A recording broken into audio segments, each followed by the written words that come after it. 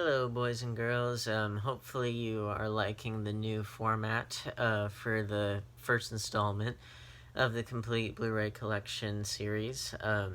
And I am working on the other episodes, the other installments, and I downloaded my free trial of the Adobe Creative Suite and intend to pay for it all the way through because it's something I've needed for a long time. It's been way overdue. Um, but yeah, I was able to edit that first one together via Adobe Premiere Rush, which was on the iPhone there. I turned on syncing so that way hopefully I can do it on my computer, and between regular Premiere, between all these other things, you will get higher quality content in the near future. And so as of right now, I'm just letting all that install so that way I can alternate between computer work and phone work, and eventually we'll get a good system down, and that way you can get the content delivered to your door for less than you're paying now. 1-800 contacts. We deliver.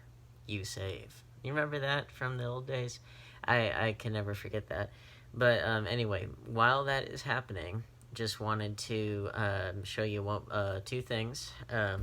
One of which, again, got this for dirt cheap, was a Martin Scorsese film, Bringing Out the Dead, with Nicolas Cage, so we're knocking out two in one, and for whatever reason, this is not on Blu-ray yet.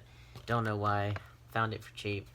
I need to finish this film, but I remembered really loving what I saw of it. It reminded me a bit of Natural Born Killers in terms of its kind of psychedelic editing style. I guess that must have been a thing in the 90s.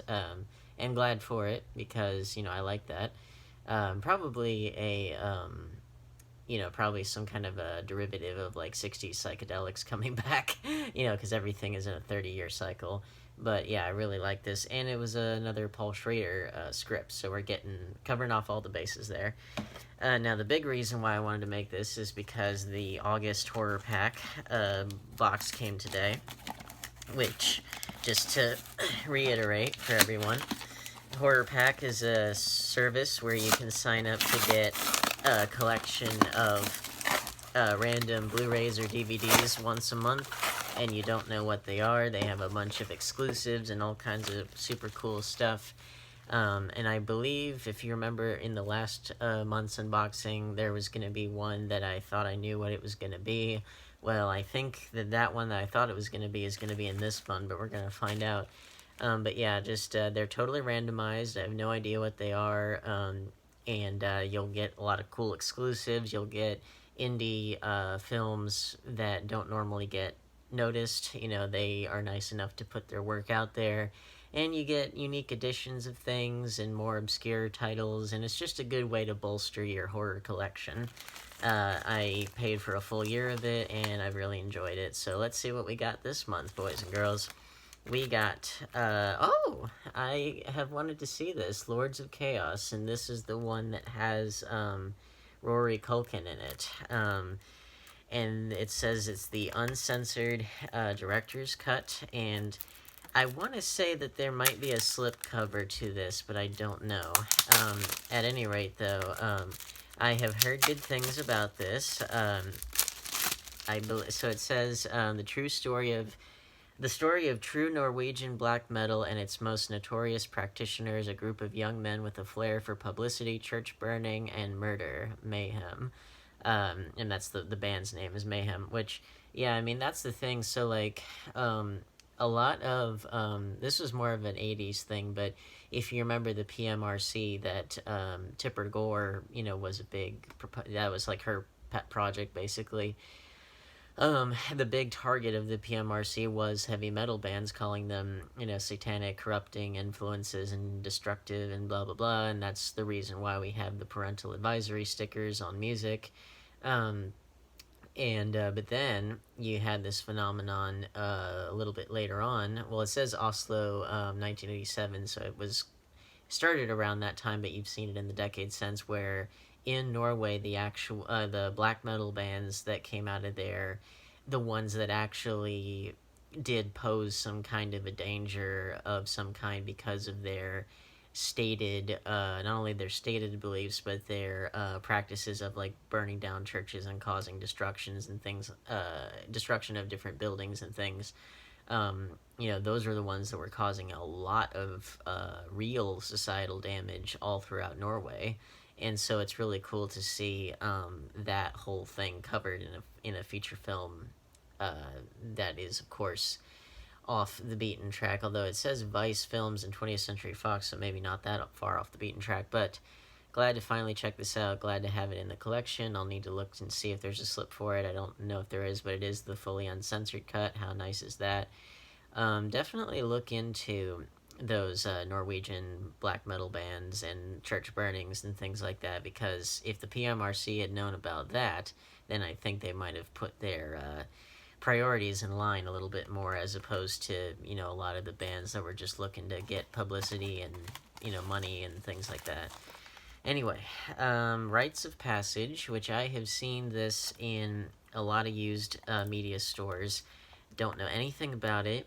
But I'm glad to finally have it in the collection to where I can look at it.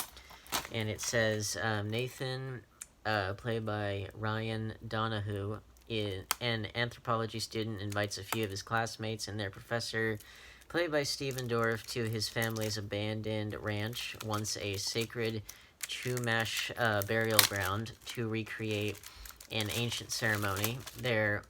They meet Nathan's psychotic older brother, Benny, by Wes Bentley, and drug-fueled Delgado, played by Christian Slater.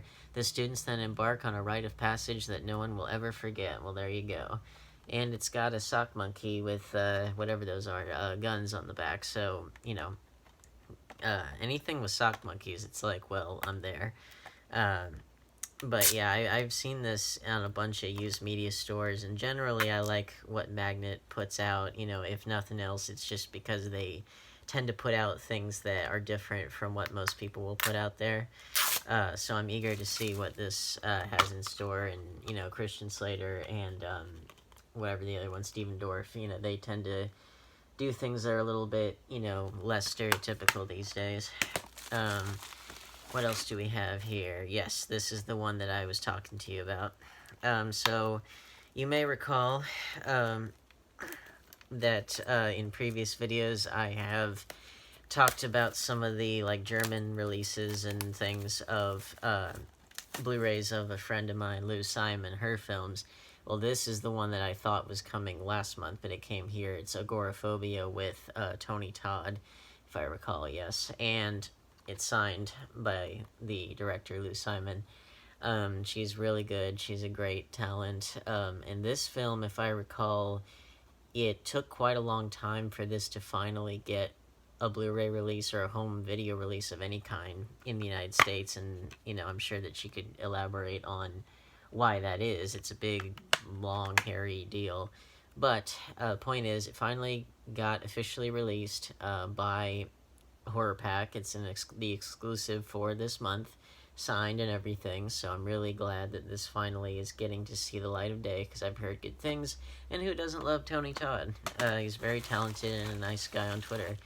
Last but not least, we have The Shallows, which I already own on 4K, so I will leave that sealed. So yeah, that was this month's Horror Pack. So if you like this, then please like, share, subscribe, hit the bell icon, set phasers to stun, warp factor 5. I will see you in the next video. I am working on getting the next parts of the complete Blu-ray collection edited and uploaded, but this is just another little supplemental thing to hold you over. So hopefully you're keeping safe, and I'll see you in the next video.